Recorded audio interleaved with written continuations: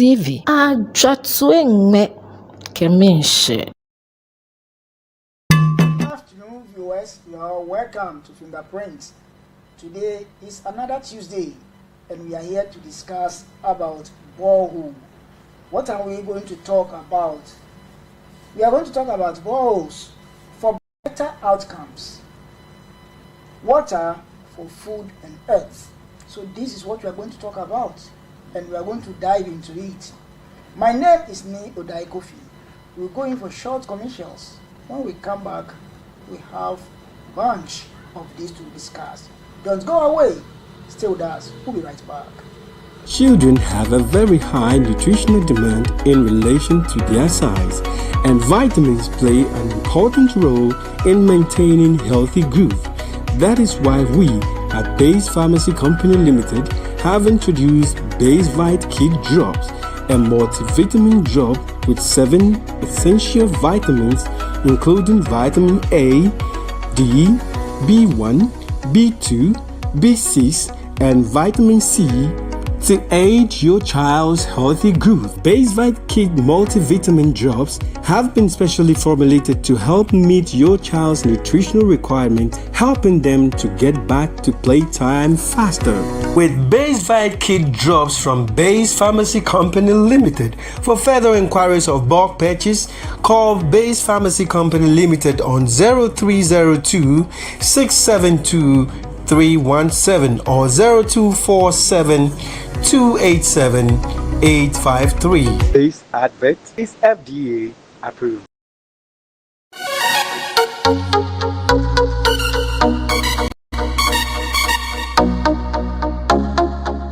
I go by the name Dima.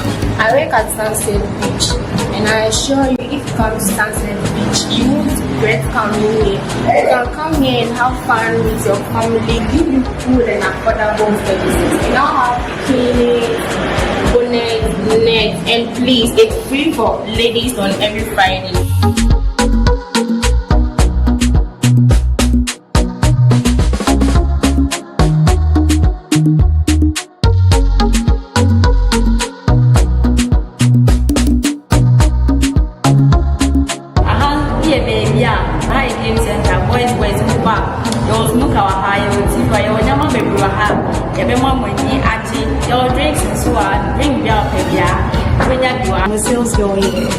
We have samosa, we have burger, we have pizza, we have a lot of it.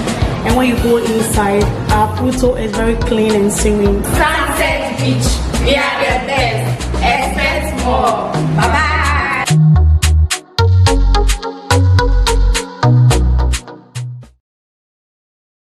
So we are right back, and this is Fingerprint. As I said earlier on, we are coming to talk about boreholes for better outcomes, water for food and earth. Do you want to drill borehole in your place? Are you in need of borehole? And what about your farm? This is what we are coming to talk about. My name once again is Odai Kofi, and I'm going to do this with Benjamin Locho, CEO of Locho Clothing. I'm into all kinds of clothes. When it comes to Locho Clothing, we do all kinds of clothes for all occasion. When I say all occasion, I mean all occasion. So you can contact us on 0247 250 345. 0247 250 345. Contact us for your next occasion, and we will sort you out. Okay. Then Mauto. Yes, Mauto Kojo Bochi, a geologist, a teacher and an author. Okay. So Mauto is here today with us, and is a borehole specialist. So we are going to dive into it. Now let me start from Mauto. Mauto, when we are talking, or we talk about borehole, what are the benefits of using boreholes for irrigation? Okay. So benefits of using borehole for irrigation, because borehole is one of the cleanest source of water. You have the water being very clean, and you can use it to irrigate your land, the farm, and the crops will not have any negative, contaminants to it. Then secondly, borehole water is also very reliable. You can use it for a long time. Okay, so it's very sustainable. So you can farm all year round, and you'll be assured of your produce. It's not like depending on the rain. So that if the rain doesn't come, then you start thinking about how much you are going to lose your investment. But borehole is very reliable, and you can use it for a long time. Oh, okay. Ben. Yeah, thank you, Ni, and good afternoon to your cherished viewers. You know, borehole, we always hear of borehole, but one who asks what is borehole, we always see, but one hasn't taken the opportunity to ask more about what borehole is. Borehole simply means digging into the ground and bringing the water out. To simply put it, digging into the ground to get water out of it.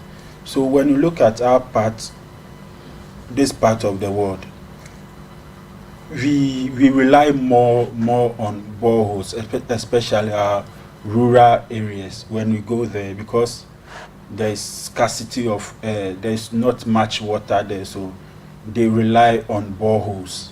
And when you look at the importance or the benefits, it serves as water security for most of the communities that use boreholes. When it happens like that, you rely on the borehole, because it gets to a certain point in our country whereby there is no rainfall. So you have to rely on the borehole. And it's a reliable source of water too as well, because as a farmer, you always need water to water your crops, especially irrigation. When you look at our farmers, sometimes the source of water they use to irrigate our crops, it's not good. It's not good. Some use even gutter water that is not good. Wastewater. That's what they use to irrigate their crops. So when they get the borehole, I mean, it will really help them to yield their crops too. It yields crops too, and it also serves as source of income for the farmers, because you have a reliable water.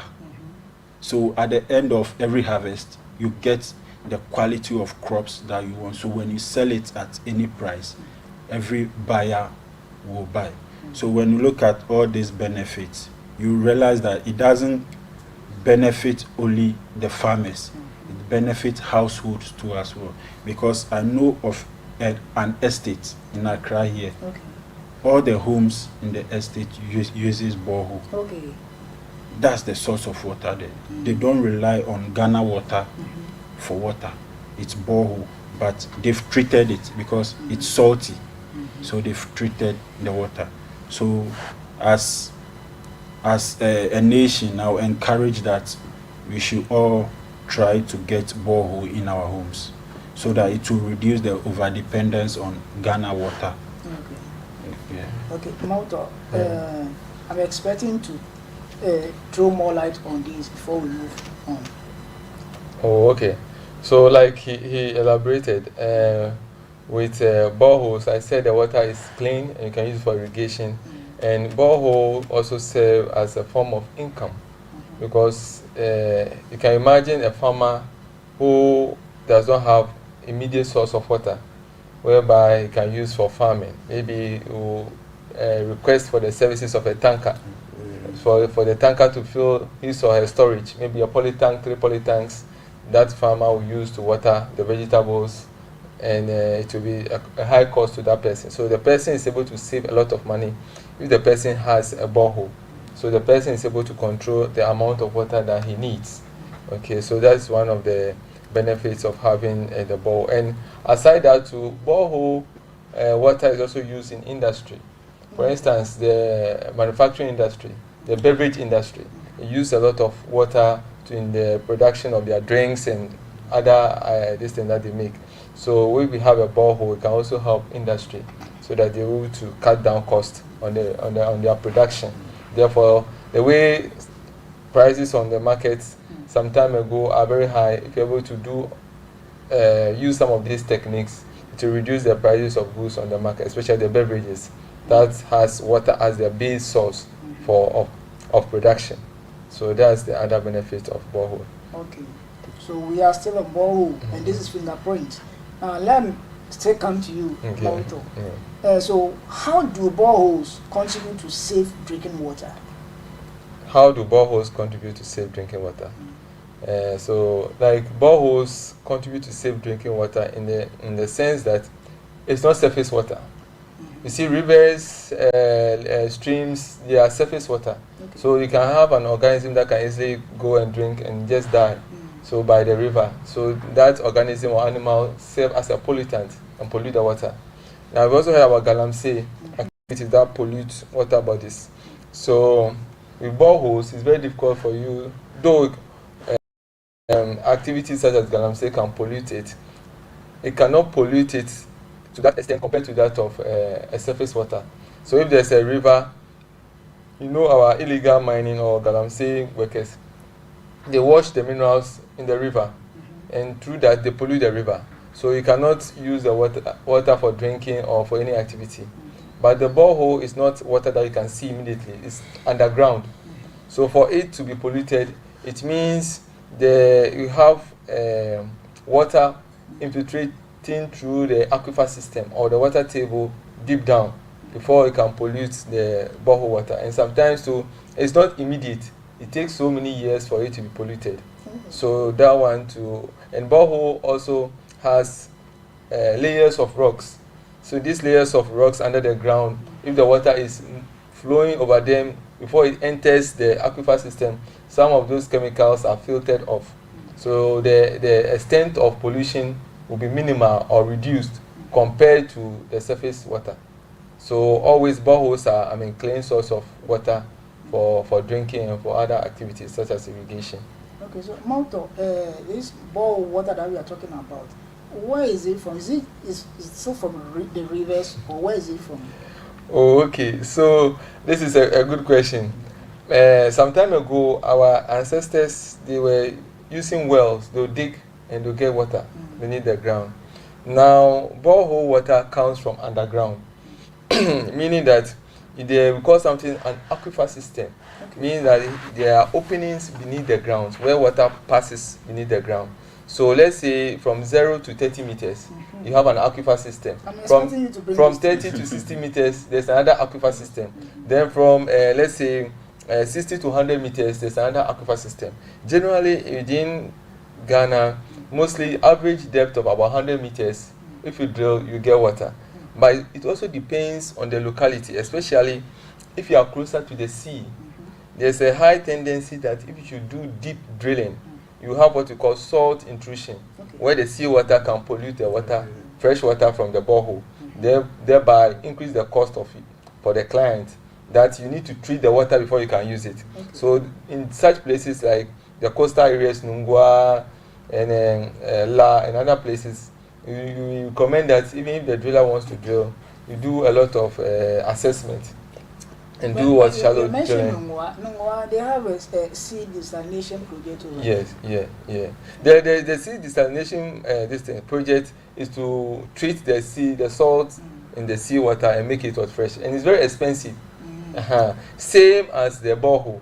Borehole water, when it's salty, there's a treatment that we call reverse osmosis treatment. That one is also expensive. That one also takes the salt out of the water. So that one is also there. Okay. So basically, that's what I can say concerning the question that you asked. Okay, Ben, let's come to you. Yeah, please, the question again. I was enjoying what you were saying. Really, you are enjoying it. The technicalities. At first, you also start with technicalities. Now it's taking over. Yes, we are educating and we are also letting people know how important borehole is. So, how do boreholes contribute to safe drinking water? Yeah, boreholes contribute in so many ways.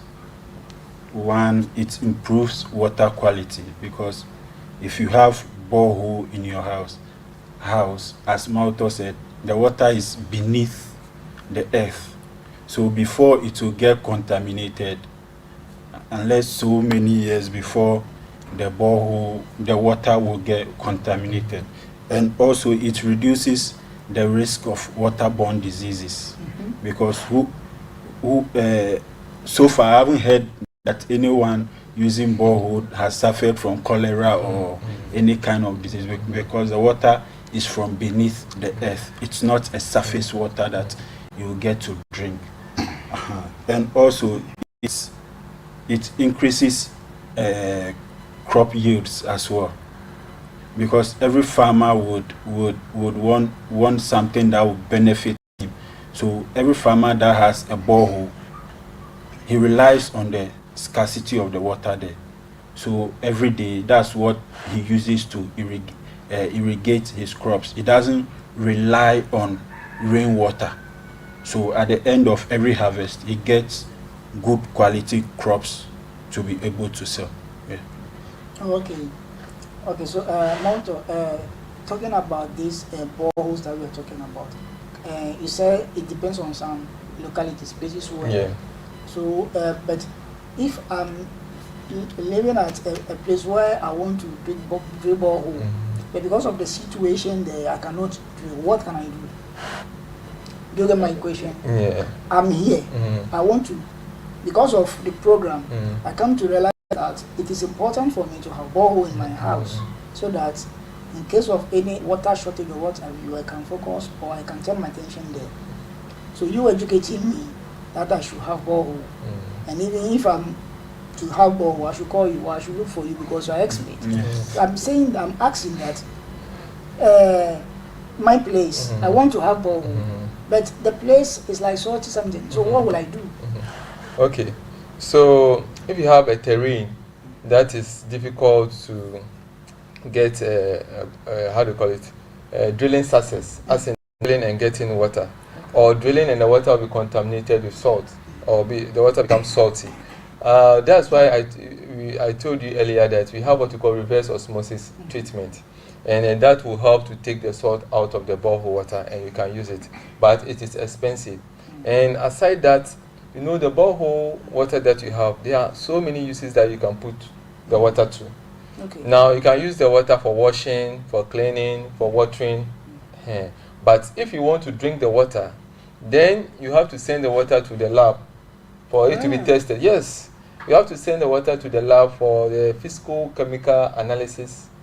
Then there's another one called bacteriological analysis. Yeah, bring them out. They'll do all those tests to determine the physical chemical analysis to determine the turbidity, the pH of the water, the chloride content, the ion content, and a lot of items within the water to find out whether the water is safe for humans to drink. If it's not safe, they recommend that such a water should be treated. I also recommend that in places where people don't have water, don't have the money immediately to do the borehole, and there's this Ghana water that flows to the house, what they can do is that if the water is flowing on frequent basis, they can get a storage tank, maybe some big poly tank, and store water, right? So that when the tap is locked, after some weeks, when they open it again, you can refill your poly tank, so that they'll have water to always use. Making plans to secure a borehole once the funds is there. And the stages of drilling a borehole, you have what you call the geophysical stage, where you can use a machine on the land to determine where the water is, or where when you drill you get water. So you have to do that one first for you. Then you do the drilling and construction after the geophysics. Then after the drilling and construction, we do the pumping test and water quality, then the installation. So those are the stages that you need to go through if you need a borehole in your house. And those that's the borehole water will be salty. In areas where borehole water will be salty, we have what we call the reverse osmosis treatment, or sometimes to when the ion content, when they have a lot of iron in the water, we call something ion removal plant or arrow plant. Then that one takes the iron out of the water so that you can easily drink it. But that one is not as expensive as the reverse osmosis. The ion treatment plant is not as expensive as the reverse osmosis plant, yes. Yeah, to add up to what Mr. Malto said. So that means that before our water comes out for us to drink, it passes through series of tests before it comes out. So this brings me to our mineral water companies. Okay. Most of them, their water don't go through this. How do you know? Oh, I know.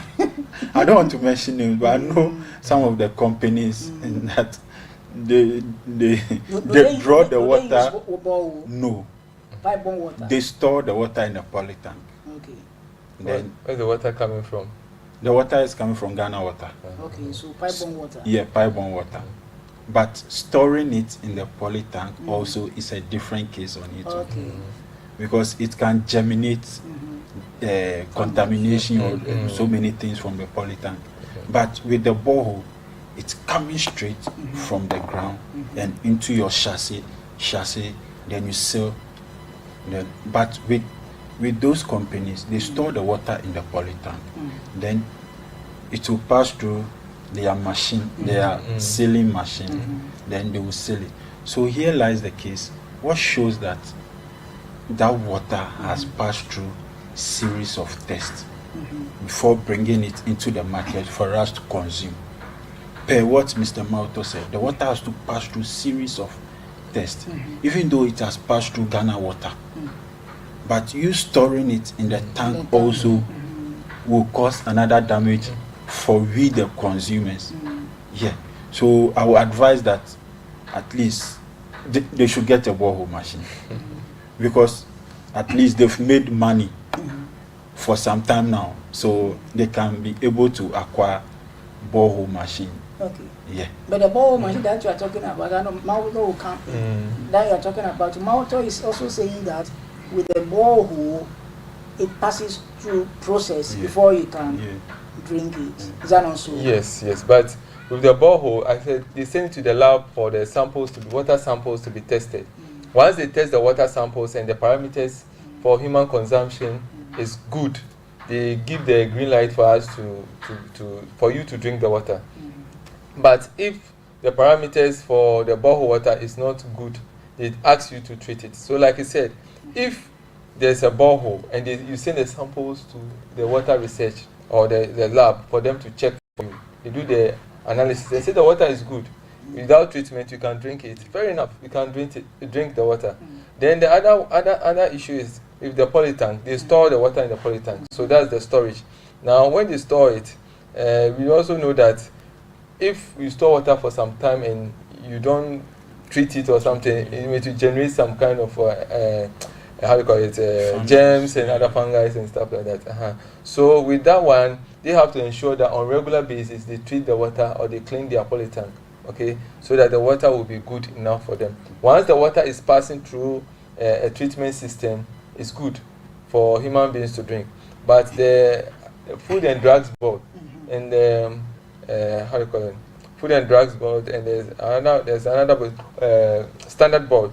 They are supposed to check those who are into this pure water production to see as to the environment they are producing the water, whether it's safe for humans. Because you go to some place, they will place their packaging, the water is very dirty. You see, it's a single room somewhere, it has a machine, store water in some poly tank and just be cutting water and just label it. It's not safe for us. What you are saying, it means you've seen some of them. Oh, yeah, yes. So if you see people do that, you should report to the authorities. What delays you? There are many in the market. I know of one in my vicinity. If you do not consume it or drink it, somebody else from your family will drink it. And at long run, it will bounce back to you. So if you see it as a not a spectator but whatever, why don't you report to the authorities? Because we want safety, right? Sure. So now you were saying something. So like I said, they just store the water in their poly tanks, and after some time they just get the processing machine and just cut the water and label it. It's not safe. So some places, some people report those who are into such activities, and the authorities should also be going around. They should give a contact number. So if you see such things, you can call them that at this particular locality there's someone doing, so you should come and check. So they will send their team to the place to check whether they are doing the right thing and guide them. That if they want to produce water, this is how you go about it, so that it will be safe for all of us. Ben, is it because of what you are saying right now? Is it because of that? That's why some sell the sachet water 50 pesos and some sell 2 for 50 pesos. Yeah, you know, it depends on the brand of water the person is selling. To me, it depends on the brand of water, because I don't want to mention the brands. With brand A, you realize that they've been writing the manuals, the pH, everything on it. You realize that the content of the water, you realize that this water is really quality, so you can't sell it less than that amount you are supposed to sell. But with others, those who sell the water, they know where the water is coming from. They know the companies that produce this water, so they know that with this particular water, I can't sell it at this price, because people will be doubting, when did this water also come to the market? So they will be like, oh, for this water, even the consumer herself will be like, what water are you selling for? Yesterday, like this, I went to buy water, and the person gave me a different brand of water. So I didn't check. So when I go home, I took the water out. I'll check. When I check, I realized that this is a different name on the water. So I was like, what kind of water is this? So when I tasted it, the taste wasn't the normal way water is supposed to be. You realize that it's either the water wasn't treated well, or the chemicals were more in the treatment of the water. So it boils down to the brand of water that makes people sell it at a specific price. Because in my vicinity like this, there's a particular type of water. They sell it 3 for 1 cedi. 3 for 1 cedi. Because the person realized that when she sells it at 50 pesos, no one will buy. That means it doesn't pass through the right channel. That's the water I'm talking about. It doesn't pass through the right channel. They store it in a tank, get a cutter, and the water passes through, then you cut your pure water, then you bring it to the market. But sometimes I don't blame these companies. I blame our authorities, because when the person is about producing the water, he or she will take the samples there to them to check. But at the end of the day, would the authorities come to the factory to check whether they are doing the right thing? That's the thing. Because I'll take the thing there for you to, I'm producing quality water, but what shows that what I brought there, that's what I am producing? You see it? So I will encourage our authorities that they should pay so much attention to our water companies, especially some of them. Because you realize that there are so many types of brands in the market. It doesn't pass through the right channels. So our authorities should pay much attention to our waters that we drink. Okay. So Malto, let me ask you this question. Why did you choose to go into borehole? Why did I choose to go into borehole? Why do you move into borehole? Because water is life. If you don't drink water, you can't survive. Okay, so the field that is called study of rocks. That's geology. You have various aspects. You have geochemistry, petroleum geology, geophysics, different aspects. So I got myself into the water sector. That's hydrogeology, because of the geologist I worked with. He is into water, and it was a consultancy firm. And by God's grace, when I got in, I was exposed to a lot of things, and it relates to the environment.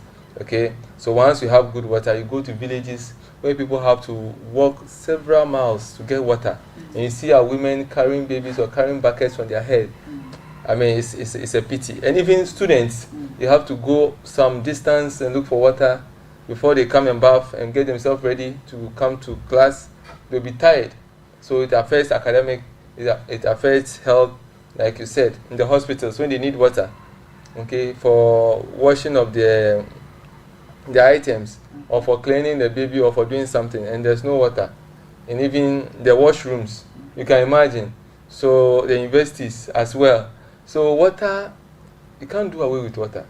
It's something that we all need it. So when I realized that it's something that, gives joy to a lot of people, I also had the interest to research more and to bring joy to the faces of people. That's why I entered into the water sector. Oh, okay. Okay, so that's why I'm also enter into the water sector. It's okay. So we'll go in for short commercials. When we come back, we'll still talk about boreholes. Don't go away. We'll be back. Grade Aim Academy is all you need. With our neat, spacious, and serene learning environment, we make sure your child is as good as gold. We also engage in lots of extracurricular activities such as excursion, career day celebrations, games, and so much more. Our canteen also serves the best and nutritional meals with your kids well attended to. And we are ready to enroll your ward from nursery, kindergarten, primary to JHS1. Admission is currently ongoing. Locate Grade Aim Academy on the Mills I Street behind Enterprise Insurance or call us on 0542 426 803. Grade Aim Academy. We see passion and excellence. Children have a very high nutritional demand in relation to their size, and vitamins play an important role in maintaining healthy growth. That is why we at Base Pharmacy Company Limited have introduced Base Vite Kid Drops, a multivitamin drop with 7 essential vitamins including vitamin A, D, B1, B2, B6, and vitamin C to aid your child's healthy growth. Base Vite Kid multivitamin drops have been specially formulated to help meet your child's nutritional requirements, helping them to get back to playtime faster. With Base Vite Kid drops from Base Pharmacy Company Limited. For further inquiries of bulk purchase, call Base Pharmacy Company Limited on 0302 672 317 or 0247 287 853. This advert is FDA approved. So we are right back. This is Fingerprints. We are still on boreholes. Do you have some in your home or your workplace or in your vicinity? This is what we are talking about. We are talking about boreholes, the benefits of it. So now let me come to Ben. So Ben, let me ask this question. What factors should be considered when drilling a borehole? Yeah, there are so many factors one has to consider when drilling borehole. As Mr. Mauto said, the geology aspect of it, you need to look at the rocks very well before digging deep into the ground, and the hydrogeology aspect of it, you need to study the movement of the water and the water storage, and also the quality of water that will come out from the from beneath the earth, whether it is good for human consumption or it is good for irrigation or it is good for washing. So I will base mine on this three top, so that Mr. Mauto will go so much into because do what you can. So there's the three I'll talk about. Talk about. So the geology aspect, that is when machines are being used to dig into the ground to look out for water. So as Mr. Mauto said, it has ranges, it has rocks in every aspect of the ground. So the water can go, the machine can go as far as the ground to check where the water is. That is the geology aspect of it. But when it comes to the geology, that is when after the machine has gone down, you are able to find the water. Then you check the storage of the water or the movement, how the water is moving. I don't know much into it, but I'm sure that the movement of the water shows where the stand will be for the water to come out. So that is when they look out for the movement of the water and how it will be stored, how the water will be stored. And after that, they'll come to the water quality. So right now you are done with the technicalities of it. So now you have found your water. You have to take it to the authorities for them to be able to test the water, the pH of the water, all the technicalities. That's where it goes through the system for them to be able to check whether the water is good for human consumption or for irrigation or for other purposes. Yeah. Okay, so first you want to drill a borehole. Location is very key. You need to assess your location by asking a geologist or a geophysicist to do an analysis by running we call something geophysical investigation, so that we know the kind of rocks that exist at that place. Then after the location, you should look at your environment, whether there's no contaminant, whether there's no pollutant. Maybe there's a landfill site closer to where you want to drill the borehole. What will happen is that if there's a landfill site, water can enter from the water table, from the landfill site. Those wastes, when they decompose, they get into the water, drain into our borehole, contaminate our borehole for us. And the standard is that boreholes should be at least minimum of 50 meters from any pollutant. 50 meters, the minimum. Can be 100 meters, can be 200 meters away. The further away, or the farther away the borehole is from the contaminant, the better it is. Because it means before it can pollute the borehole, it's far away, so it can't pollute it. Okay, so Malto, don't forget about what you are saying. Somebody is watching you and listening to what you are saying, and you give some distance that they should check before drilling a borehole. Yeah. So picture it for us. Okay. The meters that you put in some. So if you take a football field, if you go around it, it's 100, that's 400 meters. Okay. So take one side, which is the 100 meters, and divide it into two. Okay. So then that's 50 meters. Okay. From one Yeah, to the center. to the center. So then that's 50 meters, 50. So when you have a pollutant, it could be a, how do you call it, a septic tank, your manhole. It shouldn't be it should be 50 meters away from your borehole. Give us some of the pictures. The borehole. It should be about 50 meters away from your borehole, so that it will not contaminate your borehole. Then secondly, I said it earlier, you have to consider the depth of drilling. You ask a question concerning where is the water coming from. I told you the water is coming from underground. Then you also have water coming from if you have a water body closer, maybe there's a river. Yes, there's a river. This is the construction. So they're trying to put the blue pipes after the drilling. They're trying to, fix the blue pipes in so that the walls of the well will not collapse. Okay, that's why you have the blue pipes over there.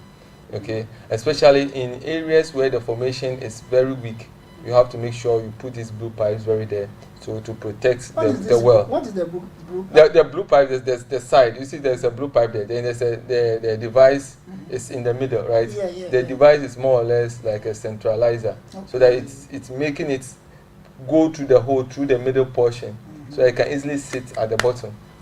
So it's more vertical. So that later they'll put gravels at the sides. So where you have what we call the plane and the screen. The screen will allow water into the well. Then the plane, so now you're doing some pumping tests after the drilling.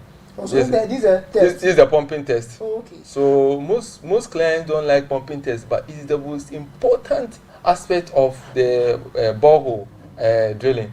Because once you drill a borehole, you need to get pumping test experts to come and do the pumping test for your well, to know how much water is in the borehole. So you can imagine your borehole, you drill the borehole, there's water. You don't know whether it's 20 liters, 50 liters, or 100 liters. Then you go and buy a pump for 100 liters. Meanwhile, your water is 20 liters. You come and put your 100-liter pump in your 20-liter borehole. After some 2-3 weeks, your water is finished. You call depletion of the aquifer. That's what we call it. You deplete you take all the water out of the well. Okay? But if you have a professional and your borehole water is 50 liters per minute, you get a pump that is, let's say, 30 liters per minute. You fix it. You pump for some hours, they allow the borehole to recharge. 1972, there was a borehole that's been drilled in Zoom. Till date, it's still working. That time, you were not there. But the date was recorded. Yeah, the date was recorded. So if a borehole has drilled 1972 and it's still working till date, then it means that it's sustainable. You can still, and you have a borehole that has been drilled in recent times, 2020. But 2025 is not working because the person has used a higher pump on the well and pump all the water. Okay, there's what we call inflow and outflow. So you don't have to overpump your borehole. When you overpump your borehole, the amount of water that is coming from underground into your well is less than the amount that you are pumping out. So if you are pumping 400 liters out and 50 liters is coming in, with time all the water will get finished in the borehole. So you will not have water to pump. You have to wait for so many years before that aquifer system will be recharged. And also rainfall is very important. It's another source of water that recharges the aquifer. Areas where it rains heavily, especially in forest zone, the rainwater passes through the surface of the soil, infiltrates into the soil. Then there's another term for percolates. So first it does infiltration, then percolation, then it joins the water table, then the aquifer system. Yes. So you have to look at the depth at which you are drilling, the locality. Then when we have a lot of vegetation, it also helps to prevent a lot of evaporation. Evaporation, so that if there's a stream or a river, the water from the river also recharges the borehole. So if the water from the river recharges the borehole, you always have the borehole having enough water for you to use. So you have the rainfall, you have the river, you have the sea, all this, they recharge the borehole, and you have your source of water to use. Ben, you want to say something? Yeah, no. Listening to Mr. Mao talked about technicalities, you realize that most of our professionals are not really doing the work that they are supposed to do. Per what Mr. Mauto said, the water coming out from the ground, the yield should not be higher than the water coming out. But you realize that some of them will use a yield that is higher than the water coming out, especially when you go to our rural areas. That's where those things do happen, especially our secondary schools. You see that they've constructed a borehole, but the water is not coming out. When you ask them, they are like, "Yenimo, we don't know." That means the professional who did the work didn't do extensive investigation before constructing the borehole. That means the yield is higher than the water. So when it happens like that, then that means we have lost. We've not gained, because it's supposed to last. What I know from borehole is it's supposed to last for years. But you construct borehole, you use it for 2-3 months, then the water will not be flowing again. That means so much research didn't go into the construction. So I will encourage our professionals that when they are doing constructing the borehole, they should pay so much attention to the work, because when you do it well, that person will recommend you to another person. Maybe because of money, they want the money that they charge, they don't give them all, so they will do it just anyhow. Okay, Mauto, how can boreholes impact food security? Boreholes, they can impart food security by providing as a source of water for irrigation. And we know with irrigation we can grow crops throughout the year, and as we grow crops throughout the year, food is in abundance, and so it gives food security. Then borehole water will also provide water for livestock, animals. They need water to drink so that they will also be refreshed, and so that is another food security borehole also provides us with. And aside that, the borehole water itself that we drink, it has a lot of minerals in them. And so health-wise, and if you want to take your medicine, or even after eating your food, you drink water. So the water has minerals in it, and these minerals, as you take it, it will help you to grow and grow well, such as magnesium, calcium, iron. All these minerals are in the borehole water, and they also guarantee that safety or good health. So someone has also commented on this. The name here is Simon Kwawai. He says borehole really serve as water security, as said by your guest, Mauto Goto Bochi. Mauto, continue. Yeah. So, like you said, the borehole, as we have it, provides us or gives us a guarantee of you having a source of water, and serves as health security or food security, because it provides assurance that you have enough water for irrigation purposes. And also, I mentioned earlier that in industry they use a lot of water, in the beverage industry. So for their production they need enough water. So borehole also provide that water for them for their production. And then even the other then that's the beverage industry. Okay. And they use a lot of water for their manufacturing. Okay. So that one is also there. Okay. Thank you. Boreholes can impart food security in several ways. Okay. Because one, it helps in crops yielding, because every farmer would want a reliable source of water for its crops, so that at the end of every harvest he will get a quality crops. But since there is lack of water for most of our farmers, so they sought to use all forms of water to irrigate their crops. So when it happens like that, you don't get quality crops at the end of every harvest. And also it helps in crop production, because good quality scarcity of water will help your crops to grow very well, for you to get quality crops. Okay, so President, AC said Mounto, Yes. she's living around Latebia Koshin. They don't have borehole, and in case they want one in their area, is it going to be possible? I think I've asked your question. Yeah. So it's going to be possible, because I've supervised drilling in Latebia Okoshi myself. Okay. I'm a Latebia Okoshi boy. Really? Yeah, Latebia Okoshi boy. So I've supervised drilling at Latebia Okoshi, and we had enough water. Okay. So you should just contact us. We will come and do the geophysical investigation to identify the point where you can do the drilling. Then the machine will come to the site to do the drilling for her. Then the pumping test and water quality will follow. They will do the installation. Okay. So it's possible. Okay. So who's on floor? Yeah. It's Ben, Yeah.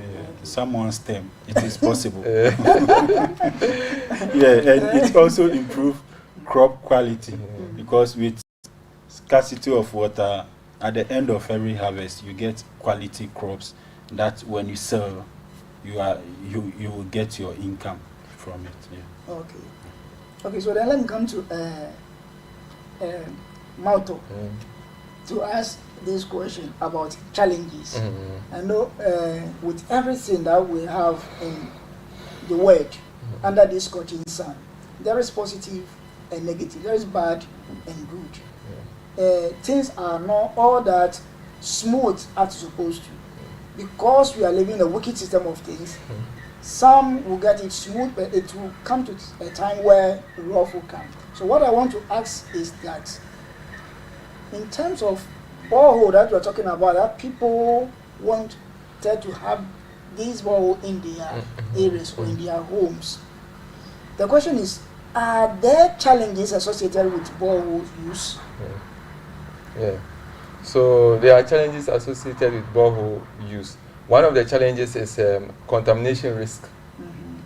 So like I said, borehole should be at least minimum of 50 meters from any pollutant or refuse dump or landfill site, so that you not have that pollution. So you can imagine, in initial stages, you're going to do your drilling and your borehole is more than 50 meters from the pollutant. Then someone will just come and put a landfill site some 25 meters after you finish drilling. So then it reduces your 50 meters away from the pollutant. Therefore, it gives you a higher risk of you drinking polluted water or contaminated water. So that's one of them. Then the one other issue is over extraction. Those who have been pumping their borehole more than necessary, they risk losing the borehole. We call it depletion of the aquifer. All the water that we have in the aquifer system, you pump it out, and you don't have water. It's going to take so many years for it to recharge again. Yes. So then you make sure that you don't over pump your borehole. As I said, it's rainfall that recharges the borehole. So when it rains, raining season, okay, April, May, June, July, they're about. Then after that, the dry season comes. So you can imagine only 4 months out of the 12 months that you have charge. So if you go over pump your well, when you go to get the water, and if it doesn't come in the quantity that you need, so that's the other one. Then you call something maintenance and repair of the borehole. When you drill a borehole, it's not that you drilled a borehole, then that's all. You have to maintain it. On a regular basis, you have to service the pump. The pump must be serviced. You have to put tablets, we call something chlorine tablets, other things within the well to kill the germs in the borehole. Put some chlorine tablets. Then we call something borehole development. After 1 or 2 years, you need to remove all your installation, the submersible pump, the hose, everything. Then they'll come and put a machine on the borehole, use a hose with a compressor. They'll put it into the well and they'll pump the water out of the well. So the water will be coming out. You see, the water is very dirty as they are pumping. It's because of the sediments. You can imagine 3 years or 2 years without maintenance. So when they pump it after some time, all the dirty water will come out. Then you see fresh water. So when you do that, you always maintain your borehole. So that's the other, but it's expensive. It's expensive, and that's one of the costs that you have to bear. Then there's another sustainability of borehole. Borehole, like you see the rig drilling, have you seen the water gushing out on the screen? Because there's a lot of pressure within the point where they had the water. That's why the water is gushing out to that high elevation. There are some boreholes when you drill, after drilling, you see the water overflowing out of the well. So that one, the pressure in the borehole is greater than that of the environment. So we call something artesian well. So the water will overflow. So those are some of the challenges that come with borehole. The contamination risks, the over-extraction, maintenance and repair, then you have what we call the sustainability. Those are some of the risks that come with the borehole. And even in mining sectors, in the mining areas, we call the Obuasi mines, Anglo Gold mines, Newmont, where they do a lot of drilling because of the mining activities. And they use a lot of water for washing those rocks and the ore and stuff like that. What they do is that we call something monitoring wells. They drill boreholes across some distances, maybe 50 meters they drill, another 50 meters they drill. And every time after some months or weeks, they go and take the water and test to see whether they are polluting the water or not because of their activities. To see whether the activities within the mining environment is polluting the well or not. So if they go and take samples from their monitoring wells and send to the lab, and they realize that there's a lot of cyanide, there's a lot of mercury in the well, then they have to go back and check the chemicals they are using for mining to make sure that they don't pollute the water body, because those water bodies or the borehole water is a source of drinking water for communities in which they operate. And borehole water, as an aquifer system, can travel a lot of distance. It can have 1 kilometer, it can have 500 meters, a lot within the ground. So once you pollute at one point, it's like a river flowing from a higher elevation to a lower elevation. So when you pollute it at the top, the pollutant will move all the way downstream. The same way, when you pollute at one aquifer system, there's a high tendency for it to move and pollute other borehole water that are joined to the same aquifer system that they have. So those are some of the challenges that we have. Okay. Some of the challenges too can be reliance on electricity. You need electricity to operate the pumps, but we live in a country whereby energy is not stable. So if you are using a borehole, sometimes those are some of the challenges. And also the salt water extrusion, because if you are to extract that salt from that water,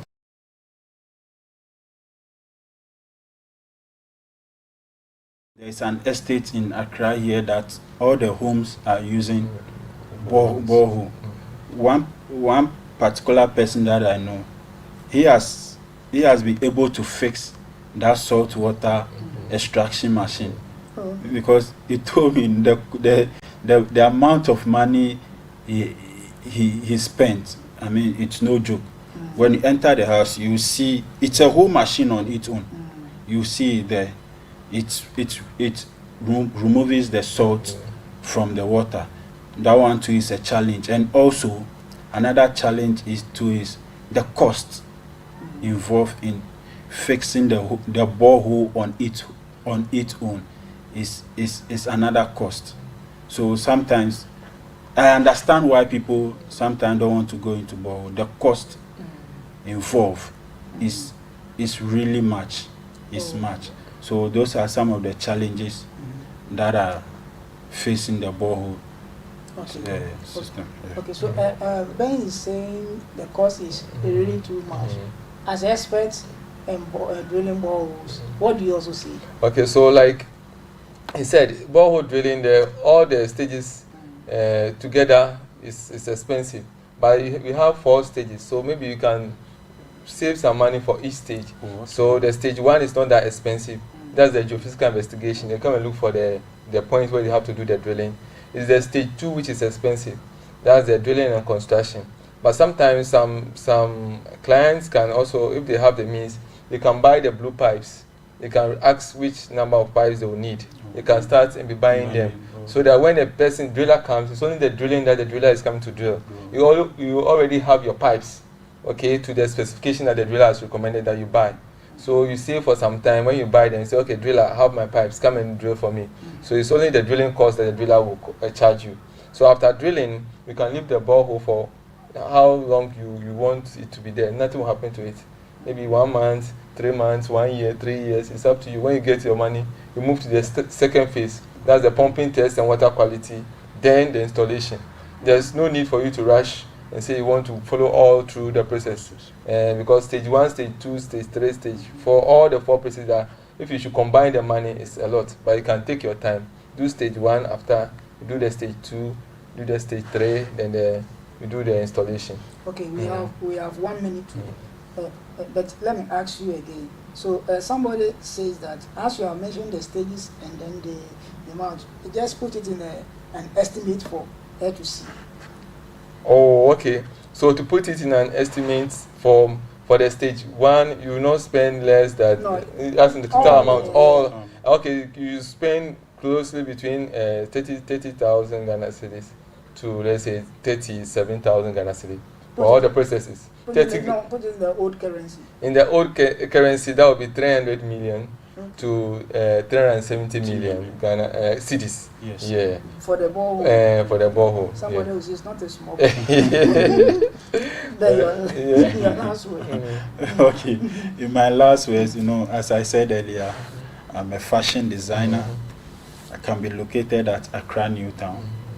So anyone that is interested in sewing, or you are going for an occasion and you need someone to sort you out in terms of clothes, just call Lochu Clothing on 0247 250 345. 0247 250 345, and we will sort you out for that next occasion. We'll be looking forward to seeing you. Yeah, thank you. Okay, Mount of your last word. Okay, so my last word is as a geologist, I encourage all those who need boreholes to contact me on 0249 521 604, and I'll give them professional advice and help them have their good source of drinking water. Thank you. Okay, so thank you all for coming. Today we've learned about boreholes, and we see what goes into boreholes and how important it is also for all to have it in our homes and in our farms and wherever. So this is where time allows us to draw the programs to everything close. My name is Ne Odai Kofi, but today here in the studio we have a new floor man. I don't know the name. Then the MCR, the Kobe is also there, and other people who also supported the program, so that we will all benefit from it. So once again, thank you, gentlemen, for coming. And my name is always, and it has been, Ne Odai Kofi. Catch me same time next week. Bye for now. Mashi TV. Ajatwenge keminshi.